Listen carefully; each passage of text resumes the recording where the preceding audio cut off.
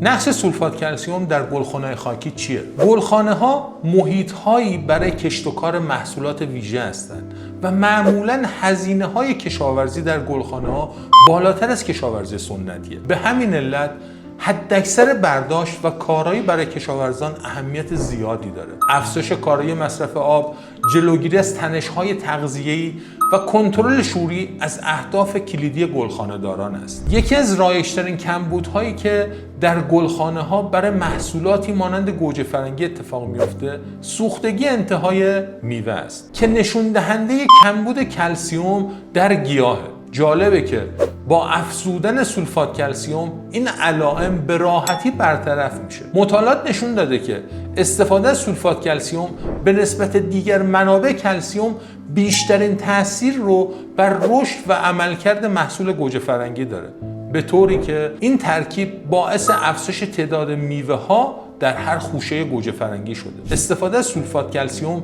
در گلخانه ها به عنوان کود و اصلاح کننده توسط متخصصین پیشنهاد میشه، چرا که این ترکیب با اصلاح ساختمان خاک کمک میکنه نفوذ هوا و آب افزایش پیدا بکنه و رشد ریشه ها رو بهبود میده. اگر این ویدیو برای شما مفید بود لطفاً لایک کنید، نظراتتون رو بنویسید و اون رو ذخیره کنید تا بعداً ازش استفاده کنید.